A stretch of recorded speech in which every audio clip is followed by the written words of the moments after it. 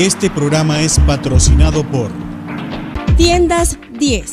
Ofrece para ustedes víveres en general, productos de limpieza, tanques de agua y servicio de fotocopiado. Abierto de lunes a sábado. Calle Zamora, esquina Calle González. Tiendas 10. Insumos Guadalupe C.A. Venta de insumos médicos, material médico quirúrgico. Está ubicado edificio Antigua Sede Seguro Social Coro, calle Buchibacoa, esquina calle Federación, planta baja. Insumos Guadalupe C.A. Hotel Urumaco, confortables habitaciones. Contamos con servicio de restaurante. Ubícanos, Avenida Manaure, esquina calle Miranda, Coro. El mejor confort está en Hotel Urumaco. Al día con Cruz Roja, programa informativo y educativo.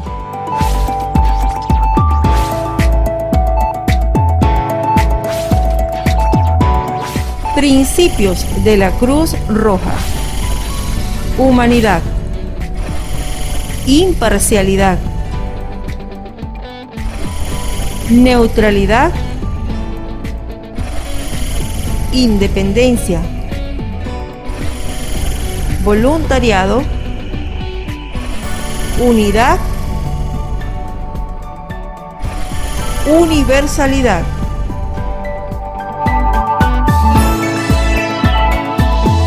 Esto es Al día con Cruz Roja.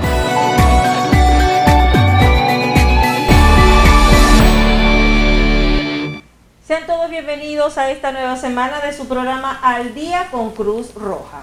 De inmediato, las informaciones más relevantes generadas a través de la Cruz Roja. Veamos. Regionales. Con motivo del 34º aniversario de la fundación de la Cruz Roja Seccional Falcón, fue llevada al sector La Florida, parroquia San Antonio, municipio Miranda, una mega jornada de salud. En esta mega jornada estuvieron presentes especialistas en medicina general, medicina familiar, ginecobstetricia, fisioterapia, pediatría, cardiología, medicina interna, otorrinolaringología y nutrición, para atender un total de más de 500 personas en este populoso sector de la ciudad de Coro. También se les hizo entrega de medicamentos a través de la farmacia, pastillas potabilizadoras de agua con el programa WAS y la entrega de desparasitantes. Regionales. Haciendo entrega a 3 unidades educativas que alrededor pertenecen al sector Castro Mármol Ferrer, el cual nosotros venimos haciendo un trabajo con un proyecto que es aumentando la resiliencia alimentaria en zonas urbanas y periurbanas de Venezuela, en 8 estados de Venezuela, y el estado Falcón fue uno de los escogidos, y nosotros hemos escogido el sector Castro Mármol Ferrer por ser uno de los más vulnerables. Al término de este proyecto, estamos entregando en este momento un congelador para el comedor de estas 3 unidades educativas, tanto el CEIS, el doctor Rafael Gallardo, como el CEIS Jorge Camacho y la unidad educativa Falcón. La idea es mejorar las condiciones que puedan guardar sus alimentos, pero también lo hemos apoyado con tuberías, con tanques, con utensilios para los huertos familiares o huertos escolares, que son en estos momentos. Nosotros lo hacemos familiares, pero también apoyamos a estas unidades con utensilios para el cultivo y con tanques y algunas tuberías para el riego de estos. Regionales. La Cruz Roja Seccional Falcón, dentro del proyecto Aumentando la Resiliencia Alimentaria de Zonas Urbanas y Perurbanas de Venezuela, en trabajo realizado durante 3 años en la comunidad Cástulo Mármol Ferrer, se llevó a cabo y además enmarcado en el 24º aniversario de la fundación de esta seccional, la dotación de un congelador para cada una de las siguientes instituciones. 6. Rafael Gallardo, 6. Olga Camacho y la Unidad Educativa Especial Falcón. Cada uno cuentan con comedor escolar y se apoya con la entrega de estos congeladores para mejorar las condiciones en estos planteles. Cabe resaltar que la selección de estos planteles educativos se llevó a cabo tomando en cuenta que la gran mayoría de niños estudian en estos 3 planteles educativos de la ciudad de Coro. Nacionales. Cruz Roja Aragua, con equipo de socorristas en trabajo en conjunto con Protección Civil, realizó recorrido por diversas zonas afectadas producto de las recientes lluvias, en los sectores como Aguacatal, Brisas del Lago y Campo Alegre, en la zona de Tejería, Estado Aragua. Esto ha sido todo ese resumen de noticias para darles a conocer a ustedes toda ese accionar de la Cruz Roja Venezolana, Cruz Roja Seccional Falcón y la Cruz Roja Internacional. Debemos hacer una pausa para cumplir con compromisos de la estación. Al regreso ya con nosotros, mi compañero moderador de este espacio Al Día con Cruz Roja semana a semana, el doctor René Herrera Fernández, presidente de la Cruz Roja Seccional Falcón, y hoy nuestra invitada, la doctora Maylek Rodríguez, especialista con magíster en imagenología y rayos X. Ya volvemos. Esto es Al Día con Cruz Roja.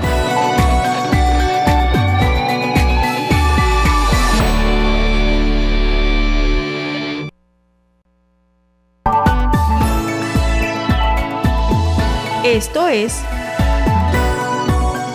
Al Día con Cruz Roja.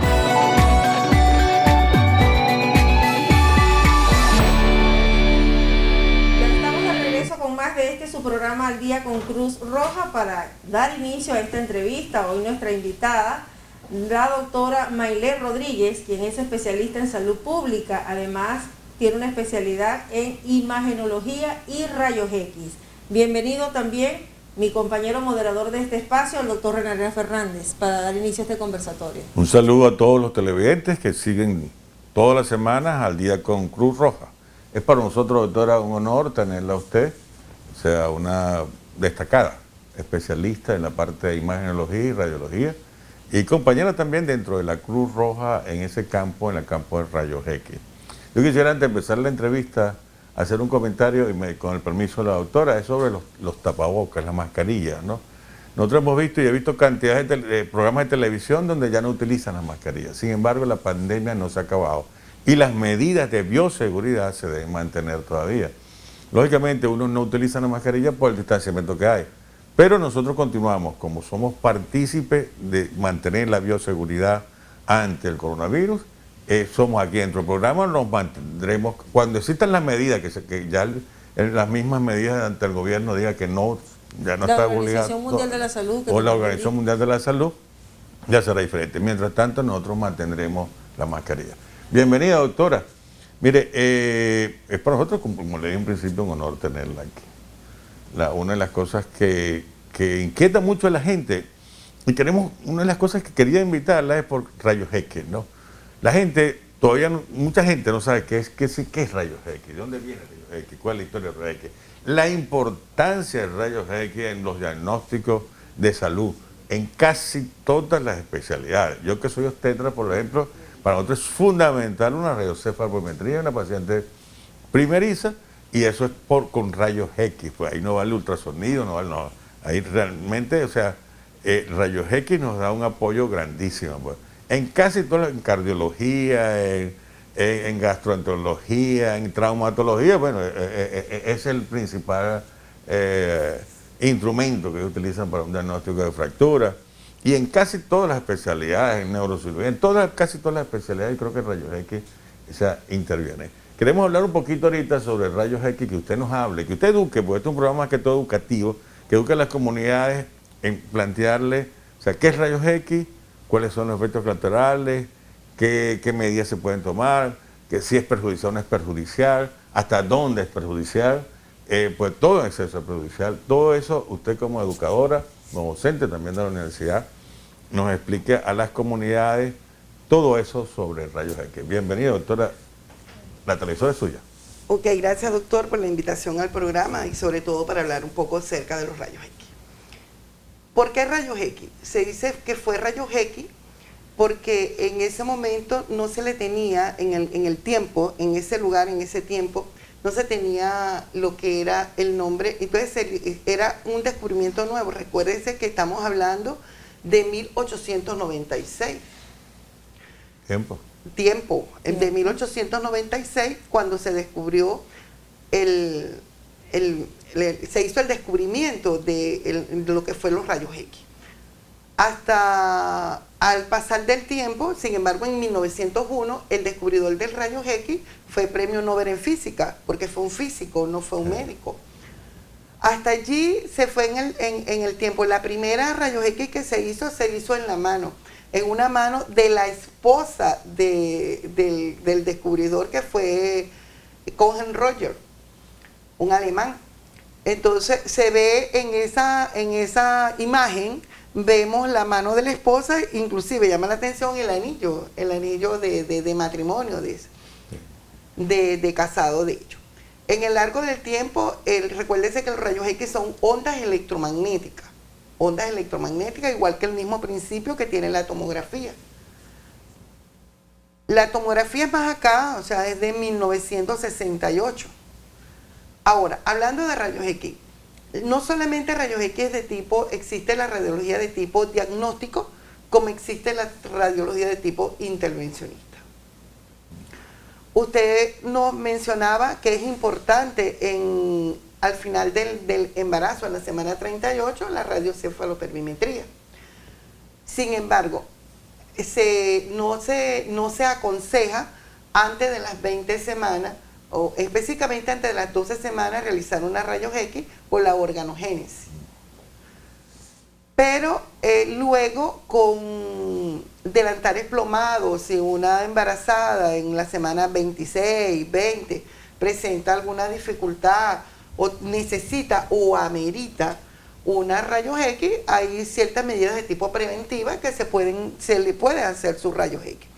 La rayos X es como la compañera fiel de todos los médicos, porque no solamente es para el radiólogo, que somos los especialistas, sino es para el obstetra, ya lo dijo, para el traumatólogo, y sobre todo para todo tipo de intervenciones que podemos hacer, se amerita una rayos X a ese paciente. En la parte de su vida, a todos los pacientes se les solicita una rayos X. Una rayos X. A todos. En todas las, es protocolo, doctor. Es protocolo. Es parte del protocolo preoperatorio. Preoperatorio, una rayos X de tórax. Lo importante. La escuchábamos detalladamente, o la escuchaba detalladamente, en aquel momento cuando nace la rayos X como tal, el material que utilizaban para entregar o poder apreciar esa imagen captada a través del rayos X, los equipos de aquel momento a los equipos que se utilizan ahora. ¿Cuál ha sido la innovación? Muy aparte de lo que fue la tomografía.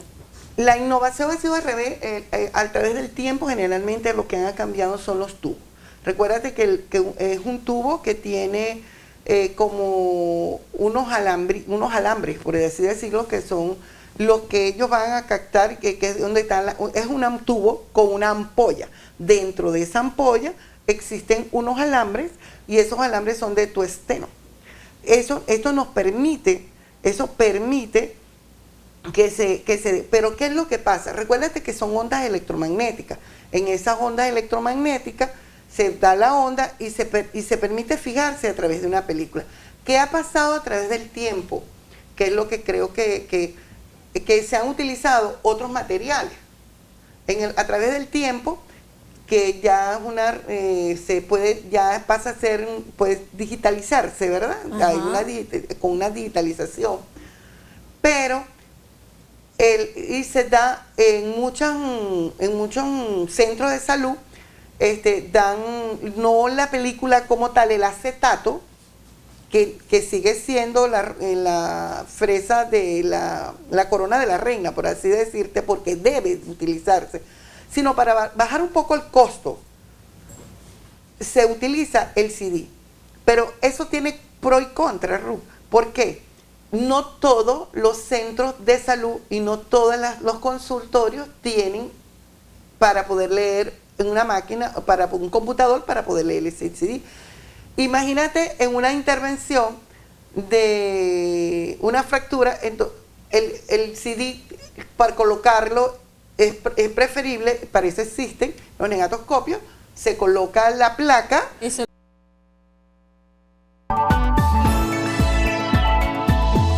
Esto es Al Día con Cruz Roja.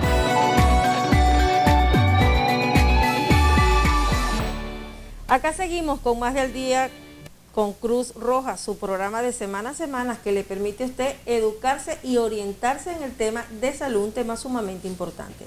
Doctora, dejábamos al aire el planteamiento que le realizaba el doctor Arenas acerca de cuántas placas diarias debía hacer una persona cumpliendo con, por decirlo de esta manera, con su vestimenta, con su protocolo para estar en esas áreas. O no tanto cuántas placas diarias. ¿Cuál es el peligro? Pues una cosa es el técnico haciendo las placas y otra cosa es el paciente.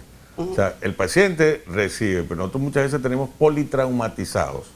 O sea, como decía la doctora anteriormente, en obstetricia, nosotros normalmente lo hacemos ya al final del embarazo y solamente lo utilizamos en pacientes embarazadas cuando tienen un traumatismo que lógicamente debemos saber si hay fractura o no hay fractura. En eso ahí se protege al niño también con su... Hay como mantas, sábanas de plomo, plomadas, que tratan de proteger un poco al niño, pero dependiendo de dónde sea el traumatismo. Pero una cosa es ese tipo de cosas, otra cosa es hasta cuándo. Hay pacientes que de pronto en un accidente tienen múltiples fracturas. Hasta cuál es la dosis máxima que pudiera hacerse a un paciente y cuál es el peligro. Eso lo que queremos es que la comunidad sepa, pues, o sea, que sí hay peligro, pero no es tanto como la gente dice. El peligro es para los técnicos que utilizan. Mucho más peligro para los técnicos que hacen la rayos. La dosis, generalmente la dosis de exposición es una dosis mínima, una dosis que no te es perjudicial. Tendrías que hacerte en el largo del tiempo más de 400, 500, 600 placas. O sea, esa dosis no es una dosis perjudicial para el paciente. Sin embargo, como usted lo decía, como enfermedad laboral, por así decirlo, para el técnico, pero el técnico tiene su protección, tiene un protector de tiroides que es plomado, tiene un delantal, en fin, que la dosis de exposición para el paciente no, es más el beneficio que por así decirlo, que el daño que pueda ocasionar las rayos X. Sí, porque no sé si ustedes lo han oído, antes se decía, no te hagas tantas rayos X que puedes quedar estéril. Le decían tanto a la mujer como al hombre. Al hombre. Sí. Entonces, o evita entrar en esas áreas. Eso es importante que sepa que todo eso es falso. No, esos son más que todo creencias populares. Exactamente. Bien, bueno, es importante lo que acaba de decir la doctora. Porque entonces ya se desmarca lo que es todo ese mito que muchas veces hemos escuchado. Y que el uso de la leche en los técnicos radiólogos que se ha planteado, hay muchas instituciones que es obligatorio el uso de la leche para los técnicos radiólogos y todas aquellas personas que trabajan en rayos X. Es más contratación colectiva, doctor, que realmente investigaciones científicas que hablen sobre eso. Ah, ok. Eso es sumamente importante porque se planteaba que por el plomo, por la rayos X. Que deberían de tomar más de 2 litros de leche diaria, en fin, no. Entonces, una rayos X o una tomografía con contraste, estudios contrastados, como los indican ustedes en ocasiones, o es decir, al especialista. ¿Cuándo se indica una rayos X contrastada? Las urografías de eliminación, por así decirlo, es un estudio contrastado. La indica el nefrólogo o el urólogo que sospecha una obstrucción en cualquiera de las vías urinarias. La histerosalpingografía que utilizan los obstetras para ver cómo están esas trompas. Como la cistografía miccional también se hacen estudios para ver lo que es en los diferentes canales, en la fistulografía.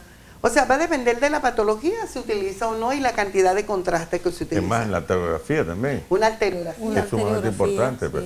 Es más, la radiología intervencionista. Los cateterismos son una radiología intervencionista. Así es. Existen radiólogos como una subespecialidad, radiólogos intervencionistas. Sí, es más, o sea, en esa parte nosotros tenemos, la otra vez, es sumamente importante en aquellos que se tratan mediante émbolos para obstruir una arteria para tratar algunos tumores. Pues. Embolizar. Embolizar. Es una radiología de tipo intervencionista. Es una radiología igual.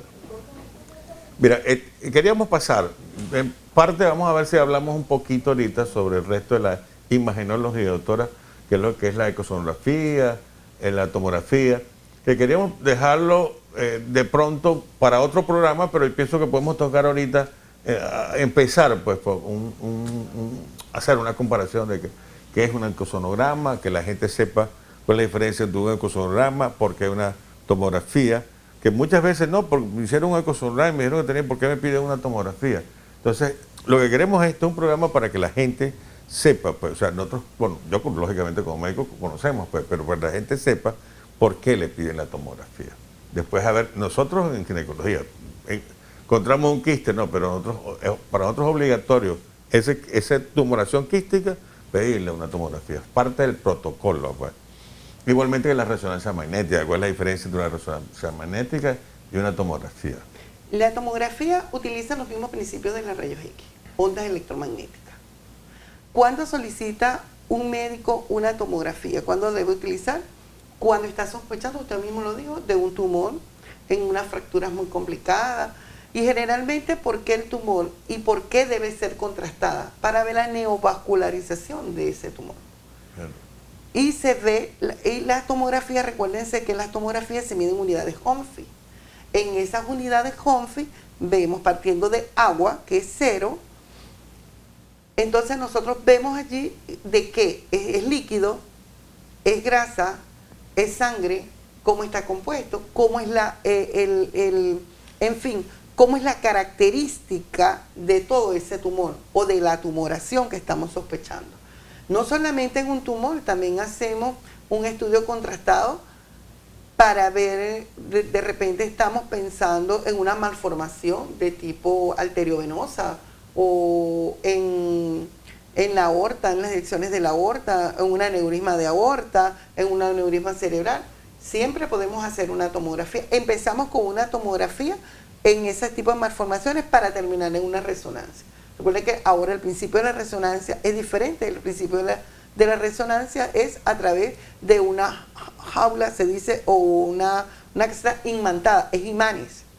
Ya ahí cambia el principio. Y en el eco, recuérdense que en el eco es a través de cuarzos, de ondas de cuarzo, y es eco, es ondas sonoras. Allá era ondas electromagnéticas, aquí ondas imantadas, y aquí son ondas sonoras. Es onda, o sea, cambia totalmente, o sea, sí que siguen siendo ondas, pero cambia. Y recuérdense que en las rayos X son ondas electromagnéticas que utiliza, por así decirlo, como lo dije al principio, es como una ampolla. En cambio, en el eco son ondas, pero a través de un traductor, que ese traductor que contiene cuarzo, en ese traductor dentro es cuarzo, y ahí choca la imagen, se transmite la onda y nos va a dar en un traductor, así decirlo, una pantalla, nos da la imagen que queremos o la imagen. Y el eco es dependiente de operador dependiente, o sea, va a depender de la persona que realice el estudio. Claro. Sí, lamentablemente aquí en Coro, o sea, ahorita hay pocos sitios para hacer tomografía. Lamentablemente se hace muy costoso, ¿no? No saben por qué hacerse una tomografía o una resonancia. Muchas veces hay cantidades de personas que nos han llegado. Nosotros hemos querido, vamos a ver si más adelante tuvimos una oportunidad, unas conversaciones en una alianza que tenemos con Retriclub, a ver si podíamos conseguir un tomógrafo, ¿no? Porque, no sé, o sea, entendemos que podemos hacer una rayos X, podemos hacer un ecosonograma a un costo muy económico, pero de pronto hacer una tomografía ya pasa de los $100 en cualquier sitio, pues, y mucha gente no puede hacérsela, pues. Entonces, ¿y por qué el costo? ¿Por los aparatos? Aparato y mantenimiento de equipo, doctor. El mantenimiento de equipo y el aparato es costoso. De allí es que radican los costos para el paciente. Sí, porque lamentablemente, o sea, se necesitan. Hemos tenido, el hospital ha tenido su tomógrafo durante muchos años, más creo que el tomógrafo del hospital tiene más de 25 años, y ha cumplido una labor muy importante. Pues lamentablemente eso mismo pasa, pues se daña y su reparación ha sido muy costosa. Tengo entendido que en varias ocasiones ha sido reparado. Creo que ahorita no está en funcionamiento, pero es necesario, pues, o sea, eso es principalmente para las comunidades que no tienen recursos. Sí, el último tomógrafo en el hospital tiene aproximadamente como 12 a 13 años. El último que es un tomógrafo de 64 cortes. Un excelente tomógrafo. Eso es referente al que tenemos acá en el Bangrique, porque en el calle en el Bangrique, en el hospital Alfredo Cuando Bangrique. le hablaba en el segmento anterior sobre el peligro de rayos X, ¿cuál es el peligro? O sea, eso es para las comunidades. ¿Cuál es el peligro de un ecosonograma? ¿Cuál es el peligro de una tomografía? ¿Cuál es el peligro de una resonancia? Tanto en los pacientes como en los mismos técnicos. ¿Es el mismo peligro que es con rayos X? Es que el principio, como le dije yo, el principio de la rayos X y el principio de la tomografía es igual, ondas electromagnéticas. Va a depender de la exposición que tenga cada individuo. O sea, de decirle, le hicieron 10 rayos X porque estuvo en un accidente y va a tener consecuencias de esas radiaciones, no, doctor. O lo va a complicar. O va a complicar más ¿no? su caso, no, doctor. El ecosonograma. El ecosonograma todavía, a estas alturas, hay pacientes que me llegan. No, el eco no está descrito. No está descrito, exacto, sí, pero el planteamiento es que usted lo diga como especialista en eso. Todavía me llegan pacientes en la parte de ecosonografía, que todavía llegan pacientes que dicen, doctor, y eso no es malo que me haga tantos ecos seguidos. O sea, no, hasta los momentos no se ha comprobado. No se ha comprobado en obstetricia que el ecosonograma produzca algún tipo de alteraciones en los feto, pues. No, y en el individuo que se lo Y en el hace. individuo que se lo individuo, hace. pues, también. Bueno, lamentablemente se nos agotó el tiempo. Digo lamentablemente porque el tema está cada vez más interesante con respecto a lo que es el significado, lo que implica y abarca hacerse un rayos X, una tomografía, un ecosonograma, como bien se ha explicado en esta entrevista, doctor. Ya nos tenemos que despedir. No sin antes reiterarle a todos ustedes que la doctora Maylet Rodríguez está en la unidad de rayos X de la Cruz Roja Seccional Falcón. Allí está ella, informa la importancia también de lo que es informar ese estudio que se realiza a través de esa placa, de ese rayos X que nos realizamos. Despedimos, doctora, la doctora. Sí, muchísimas gracias, doctora, por acompañarnos a este programa. Creo que quedamos cortos. Yo creo que vamos a tener que invitarla a otro programa, doctora. Hablar un poquito más sobre la tomografía, hablar un poquito más sobre la resonancia. Porque hay mucha gente que desconoce realmente, o sea, la importancia de estos estudios, y hemos tenido pacientes, bueno, que tienen que hacer un sacrificio realmente pero es necesario. Es necesario el sacrificio porque para hacer uno un mejor diagnóstico y poder, en los casos de intervención, ir uno más seguro. Cuando nosotros pedimos exámenes de este tipo, es porque realmente se amerita para uno saber con qué se puede uno encontrar. Muchísimas gracias, doctora. Ha sido muy valioso tanto para nosotros como para la comunidad toda esa información que usted nos ha brindado y que bueno, y que seguro que la vamos a volver a invitar para un programa de este tipo. Bueno, gracias a usted, doctor. Gracias, Ruth, por la invitación. Siempre a la orden, somos equipo en Cruz Roja Seccional Falcón. Despedimos a la invitada, pero no sin antes le reiteramos a usted que nos está siguiendo a través de esta cámara. No se aparte, ya regresamos con el segmento de primeros auxilios. Ya volvemos. Esto es Al Día con Cruz Roja.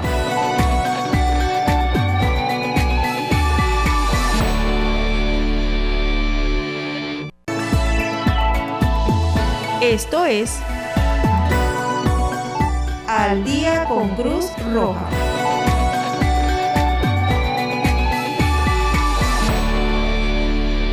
Este es más del Día con Cruz Roja, de inmediato con esa guía, esa orientación y esos buenos consejos del equipo de socorro de la Cruz Roja Seccional Falcón en el tema de primeros auxilios. Veamos.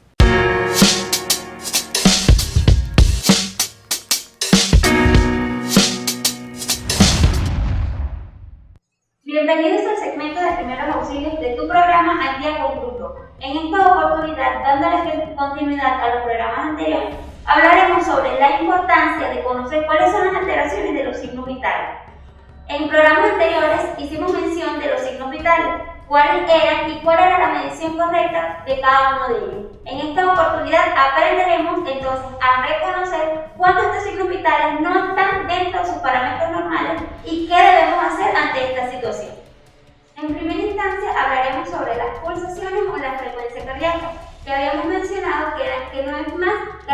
fisiología o que la acción del corazón. Esta nosotros la vamos a poder cuantificar a través de las pulsaciones, bien sea en la radial o en cualquier otro de los puntos que mencionamos anteriormente. Ahora, ¿qué pasa o cómo reconocemos cuando hay alguna alteración? Generalmente, para nosotros mencionar un aumento en las pulsaciones de las personas, lo denominamos como una taquicardia. Esto es más de 100 pulsaciones por minuto. Y denominaremos la disminución de estas pulsaciones como una bradicardia. Esto es menos de 60 pulsaciones por minuto. A su vez, haremos mención sobre la respiración, que hablamos de un proceso fisiológico que nos permite oxigenar la sangre. Ahora, habíamos mencionado que sus valores normales oscilaban entre 12 a 16 ciclos respiratorios por minuto. Cuando estos ciclos respiratorios aumentan por encima de 16 respiraciones por minuto, estamos en presencia de una taquipnea. Y cuando estos ciclos respiratorios son menores a 12, entonces estamos en presencia de una bradicardia. Ahora, ¿por qué hacemos mención de estos signos vitales y por qué les mencionamos estas palabras? Es importante que desde nuestros hogares nosotros conozcamos cuáles son estas alteraciones que van a ser la sintomatología de otros ciclos clínicos o de otras enfermedades. Ahora, haremos mención en última instancia de la temperatura. La temperatura, habíamos dicho que es el grado de calor que puede estar presente en el cuerpo y que sus valores normales oscilan entre 36,5 a 37,2. Cuando la temperatura en una persona aumenta, podemos denominarla como una hipertermia, y cuando la temperatura disminuye, estamos ante la presencia de una hipotermia. Ahora, ¿qué ocasiona una hipertermia en las personas? El aumento de calor en las personas puede derivar en 3 cuadros clínicos que haremos mención, que son los más básicos y más frecuentes. En este caso tenemos los calambres musculares, que es cuando la persona no está acostumbrada a hacer alguna actividad física y expone el músculo ante un ejercicio exigente. Tenemos también el agotamiento o el colapso por calor, que generalmente los síntomas, entre los síntomas más reconocibles podemos mencionar la sudoración, que nos lleva a perder una cantidad considerable de líquidos, sales y otros electrolitos que van a desencadenar una pérdida de la conciencia temporal. Y por último tenemos entonces un golpe de calor, que es cuando perdemos la conciencia de forma súbita por un aumento considerable de la temperatura. Por el contrario, en la hipotermia, entonces mencionaremos la clasificación. Tenemos la hipotermia leve, que oscila entre 32 a 35 grados centígrados. Tenemos una hipotermia moderada, que oscila entre los 32 a 30 grados centígrados. Y por último tenemos una hipotermia grave, cuando la temperatura no sobrepasa los 30 grados centígrados. Entonces, ¿qué hacemos ante la presencia de este cuadro clínico? No podemos hacer más que retirar a la persona de la fuente que genera el frío, despojamos a la persona de toda aquella vestimenta que esté mojada, colocamos ropa que esté seca, colocamos sábanas o colocamos colchas que puedan aportar calor a la persona, colocamos a la persona en un lugar en donde la temperatura esté ambiente por un tiempo prolongado, y tratamos, si estos medios no son efectivos, de aportarle calor con nuestro propio cuerpo. A nivel de primeros auxilios, esto es lo más básico que todos desde nuestros hogares debemos conocer para saber entonces cuáles son las medidas que vamos a tomar. Todas estas acotaciones que acabamos de mencionar son importantes, y en este punto pues nosotros conoceremos o sabremos cuando los signos vitales están entre los parámetros normales y cuando existe alguna alteración. ¿Qué debemos hacer para cuantificarlos y qué debemos hacer para tratar de mantener estos signos vitales estables? Entonces, la recomendación es que desde sus hogares puedan seguir estudiando, puedan seguir preparándose para que sepamos reconocer y para que sepamos aplicar las técnicas de primeros auxilios más adecuadas. Hasta aquí el segmento de primeros auxilios de tu programa Al Día con Cruz Roja.